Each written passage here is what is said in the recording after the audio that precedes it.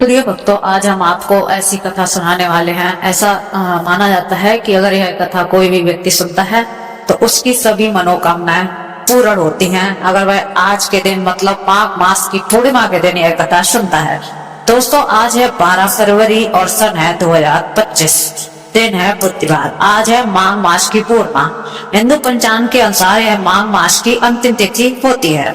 अगले दिन यानी कि अब कल 13 फरवरी को फागुन मास शुरू हो जाएगा।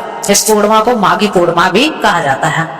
ज्योतिषों के अनुसार माघी पूर्णिमा पर पवित्र नदियों में स्नान करने से परंपरा पुराने पक्ष से चली आ रही है। ऐसे में आज हम बताते हैं कि माघी पूर्णिमा की पौराणिक व्रत कथा क्या है। और ब्रह्म वैवर्त पुराण में भी यह बताया गया है कि पूर्णिमा के दिन श्री हरिविष्णु जी पवित्र नदियों में निवास करते हैं। ऐसे में अगर आप पूरे माघ महीने के दौरान नदी में स्नान नहीं कर पाए हैं तो माघ पूर्णिमा पर जरूर स्नान करना चाहिए आपको। ऐसा करने से सभी पापों से मुक्ति मिलती है। तो दोस्तों, अगर आप नहीं भी कर पा रहे हैं तो गंगा जल को घर में जो भी जिसमें भी आप स्नान करेंगे उस पानी में डालकर आप स्नान कर सकते हैं। उसके बाद आप अगर यह कथा सुनते हैं तो और मन में इच्छा रखते हैं तो आपकी मनोकामना अवश्य पूर्ण होगी। तो दोस्तों, चलिए कथा को शुरू करते हैं। पौराणिक कथा के अनुसार नर्मदा नदी के तट पर सुब्रवत नामक विद्वान ब्राह्मण रहते थे, लेकिन वह बहुत ही लालची थे। इनका लक्ष्य किसी भी तरह सिर्फ और सिर्फ धन कमाना था। ऐसा करते करते वे समय से पहले ही बूढ़े दिखने लग गए और कई बीमारियों की चपेट में भी आ गए। इसी बीच उन्हें अंतर्ज्ञान हुआ कि उन्होंने सारा जीवन धन कमाने में बिता दिया। अब उनका उद्धार कैसे होगा। इसी क्रम में उन्हें माघ माह में स्नान का महत्व बताने वाले एक श्लोक याद आया। इसके बाद स्नान का संकल्प लेकर ब्राह्मण नर्मदा नदी में स्नान करने लगे। करीब 9 दिन तक स्नान करने पर उनकी तबीयत और ज्यादा खराब होने लगी। तबीयत बिगड़ने से उनकी मृत्यु का समय आ गया। वे सोच ही रहे थे कि जीवन में कोई सत्कार न करने के कारण उन्हें नरक का दुख भोगना पड़ेगा, लेकिन वास्तव में मात्र 9 दिनों तक माघ मास में स्नान करने के कारण उन्हें मोक्ष की प्राप्ति हुई। तो दोस्तों, अब हम आपको सुनाते हैं। अगर आप भी स्नान करते हैं तो आपको भी अवश्य ही आपकी मनोकामना पूर्ण होगी, आपको भी मोक्ष की प्राप्ति हो। अब हम आपको सुनाते हैं दूसरी कथा।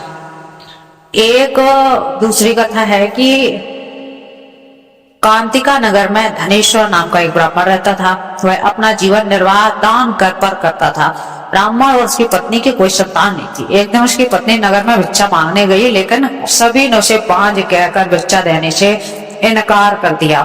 तब किसी ने ब्राह्मण की पत्नी से 16 दिन तक काली माँ की पूजा करने को कहा और उसने कहा कि ब्राह्मण दंपत्ति ने ऐसा ही किया। उनकी आराधना से प्रसन्न होकर माँ काली प्रकट हुई और ब्राह्मण की पत्नी को गर्भवती होने का वरदान दिया और कहा कि अपनी सामर्थ्य के अनुसार आप हर पूर्णिमा को एक दीपक जलाइए। इस तरह हर पूर्णिमा के दिन एक दीपक बढ़ाती जाना और आप जब तक कि कम से कम 32 दीपक ना हो जाए तब तक आपको बढ़ाते रहना है। ब्राह्मण ने अपनी पत्नी की पूजा के लिए पेड़ से कच्चा फल तोड़कर दिया। उसकी पत्नी ने पूजा की और फल स्वरूप गर्भवती हो गई। वह प्रत्येक पूर्णिमा को माँ काली की कहे अनुसार दीपक जलाती रहती। माँ काली की कृपा से उसके घर में एक पुत्र ने जन्म लिया जिसका नाम देवदास रखा गया।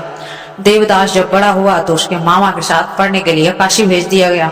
वहां पर एक दुर्घटना घटी जिसके कारण धोखे से देवदास का विवाह हो गया।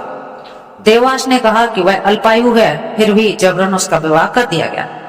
कुछ समय के बाद देवदास के प्राण लेने के लिए जब यमराज आए तो लेकिन ब्राह्मण दंपत्ति ने पूर्णिमा का व्रत रखा था, इसलिए काल उसका कुछ नहीं बिगाड़ पाया। तभी से कहा जाता है कि पूर्णिमा के दिन व्रत करने से सभी संकटों से मुक्ति मिलती है और बाद में इंसान की जो भी मनोकामना होती है वो भी पूर्ण होती है। तो दोस्तों, आप भी इस कथा को सुनिए और अपने मन में अगर आपकी कोई मनोकामना है तो आपकी भी पूर्ण होगी। दोस्तों, फिर मिलते हैं किसी अन्य वीडियो के साथ अगले दिन कल। तब तक के लिए आप अगर चैनल पर नए हैं तो चैनल को सब्सक्राइब करना ना भूलें। धन्यवाद।